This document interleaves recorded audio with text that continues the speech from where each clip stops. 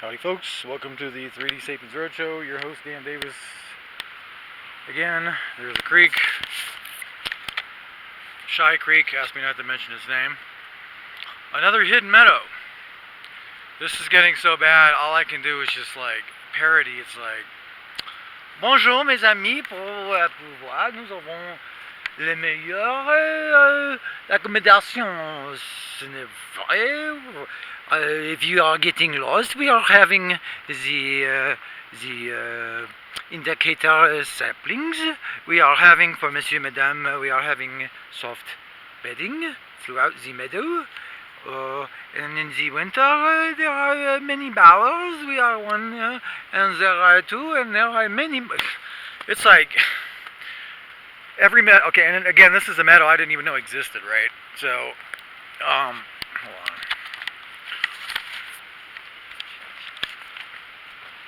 I'm not sure how far that goes up.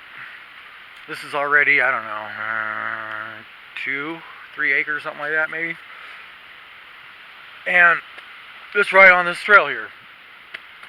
Let me pack up real quick and we'll walk and talk. Tenacity embodied.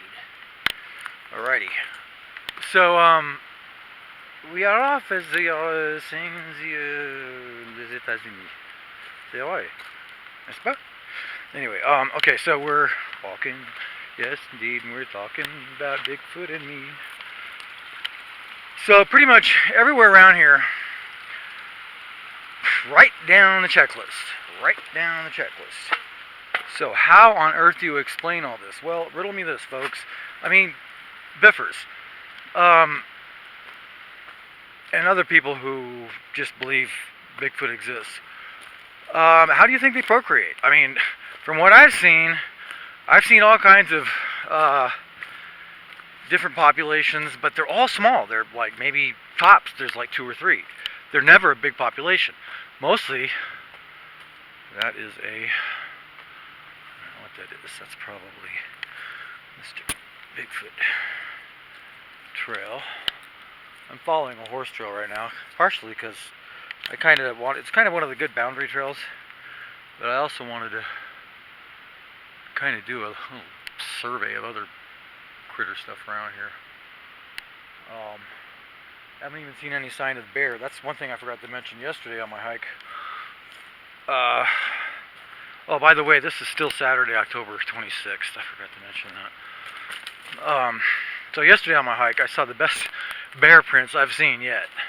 I mean, perfectly placed, like Mr. Bigfoot never does. I mean, perfectly clear, so it had to be in the last couple hours or so, because there'd been trucks and whatever along in there, so it would have been obliterated before long. So, just covered up with dust or whatever. So, it was a fresh track. But it just goes to show that I know what I'm talking about. I'm not saying bear tracks at all. They don't hide their tracks, okay? Bigfoot hides his track. It must to them be something like,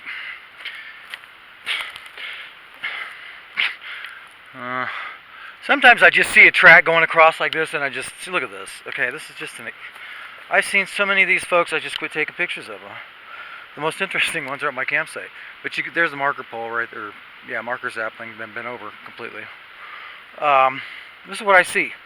I see a track going across the road, across the trail. Probably something like that. And then I just look up slope and down slope. Indicator saplings. Well, there's some right there.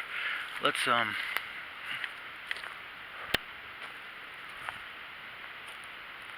don't see anything, but sometimes the path is so obvious that they don't really need them. I think I'm seeing it go right there. Especially if there's not a whole lot of humans nearby. Like if this was near a campground, that would have been more cleared and better marked. But we're kind of out here in the middle of nowhere, like usual. Oh look, there's rocks. Oh, holy, wow, man, look at that bower. That's another huge one. Look at that. I'm not going to go down there because I'm tired. I'm burned out. But you can see how logs and saplings or whatever have been piled up like that. Some of it's natural, like that big one is probably natural.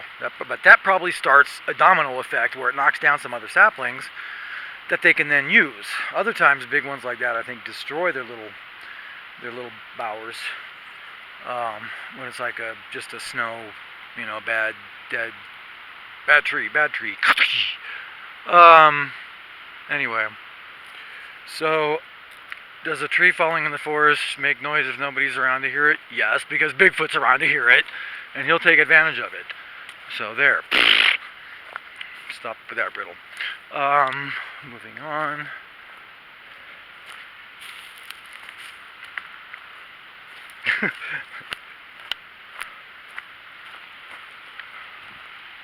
Okay, so something goes right down there. I told you, there's variations. That other trail I just showed you was just about 100 yards that way. There's usually 2 or 3 of them. I'm guessing so that if the people are on one digits. I don't know. I can't keep stopping and doing this because it's so much that it would take me forever to get anywhere. But so if there's any 2 or 3 of them, they will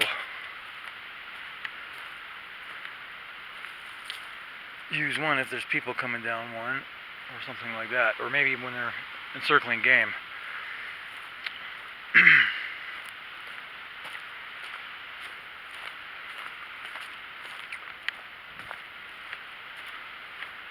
See, hardly any noise. That's one thing I like about the horse. Oh, and by the way, when I say horse people, I'm not saying that there's centaurs out here too, okay?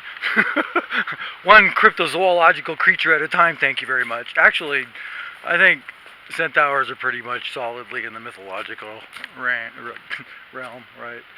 But Bigfoot, on the other hand, I don't know. There's just pounded down trail. If it's critters, if deer, whatever, they leave prints. And it grounds it up, like these horse tracks. Okay, there's where it goes, right there. There's another marker sapling, so there's another variation goes down there. Wow.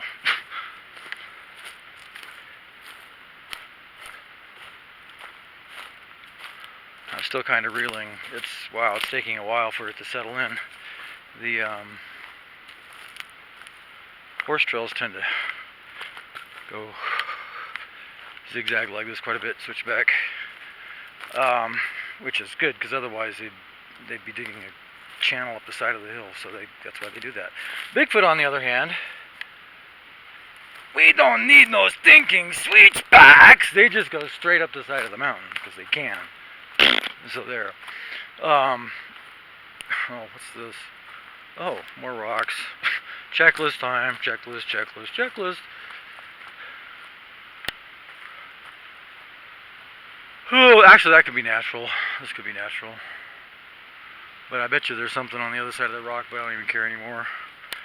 That's how jaded I am. Okay, so back to the whole discussion. Seriously, folks, haven't you ever wondered how it is that these Bigfoot seem to be everywhere, but you only see like 1 or 2 of them, like per nowhere? I mean, there's like a huge tract of nowhere land, and then there's like 1 Bigfoot, and then huge another tract of... And how are they reproducing? How about if they are migratory, like geese and a lot of other smart critters, and instead of chilling for the winter, and literally, in Canada, or Washington, or whatever, they come on down, and it's like Vegas here. It's like Sin City. What happens in Sasquatch City stays in Sasquatch. Well, but it doesn't. Because this would be where they... Ouch. This would be where they, like I said, where they... So, oh, deer. Hello, deer.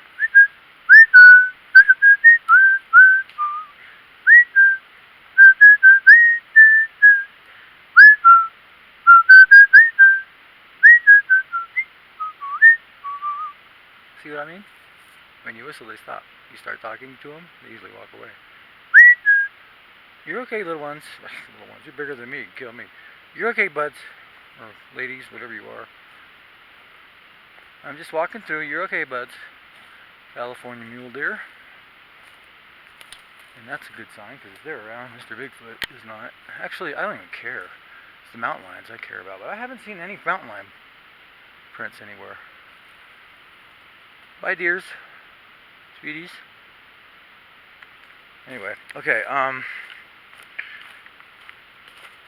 that would be one solution. There's more than enough food around here, especially if something that you guys, if you ever do the sun gazing thing, the whole cycle where you go up to 44 minutes staring at the sun and back to 30, and then every so often to keep warmed up, you know that it slashes the amount of food that you eat. Like, I eat like 1/3, even with all this wandering around, miles per day sometimes, thousands of feet of elevation difference. And you guys that camp a lot, you know, it's just life camping is not easy. Oh, here's another meadow, or open area. If you sun gaze, it really slashes the amount of calories that you need. And that's all I'll say right now, because I've only got so much battery.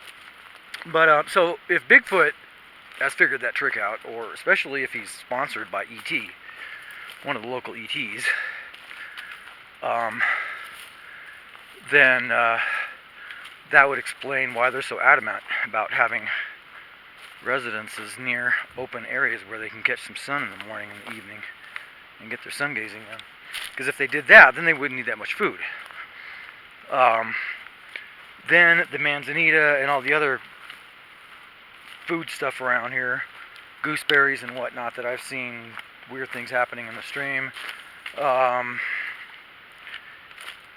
And then all the other critters along the highway, and the critters eating the critters, and eating the trash, and raiding orchards and all that other kind of stuff. Plus those deer that maybe there's like a hunting season. Maybe there's like a, this is ugly. There's like a hunting season for deer, you know, and like until the first snowfall, they don't touch the deer, kind of a thing. So that when winter comes, they've got some food. So they don't have to go too far in the snow. But 2 big bodies inside one of those bowers covered with snow, it would be plenty warm, considering that winters here are nothing compared to what they are farther north. And again, they have to breed. So I think we would hear a lot of hooting and hollering out in the forest, a lot more if they were trying to find each other to breed, whereas if they came together, they could keep it down, and so any humans in the area wouldn't even realize it. Makes perfect sense to me. And again, I'm just trying to explain how much evidence there is, how big Sasquatch City is. Because again, so far, all I've done is scratch, I don't know, maybe the suburbs. Because where I was at yesterday up on the mountain, go away, bee. That's where the wild stuff really starts, which is why Mr. Bear was up there. Probably enough room for him and Mr. Bigfoot. Whereas down here, they cross paths. Which is why the 3 little bears that I ran into, whenever that was, a couple of weeks ago down the other direction, they were like panicked when they saw me. So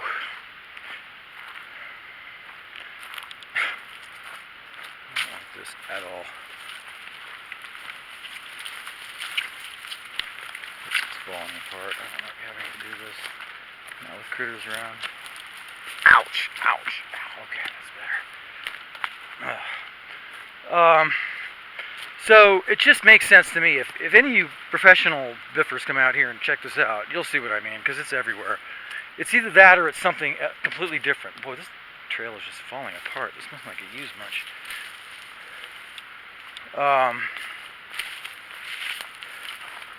There's so much stuff that the only way to explain it, I mean, it's either that or a few large clans that scatter all over the place and have backups and, you know, like multiple redundancies. Speaking of which, see, Bigfoot even knows about multiple redundancies. Having more than he needs of certain things. So it could be that, but otherwise, I don't know how to explain all this stuff.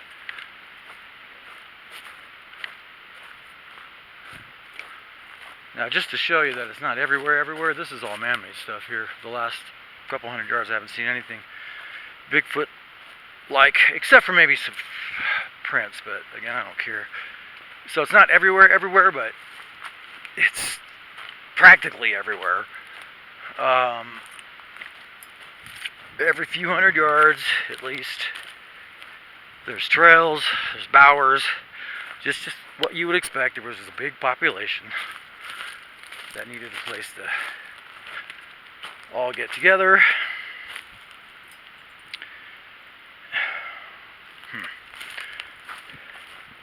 This would definitely explain it. Enough of these bookly things. Okay, well, I think I'm running out of things that I need to talk about. So I'm going to conserve the battery in case something really interesting happens, like running into Mr. Bigfoot or something. Alright, so signing off from, I don't know where. Oh, there's some marker saplings right there. Oh, and there's a trail. See? Every couple hundred yards, there's marker saplings taking off, so there's an intersection right here. Probably running up there. Oh yeah, I'm getting farther down than I want to be, I think.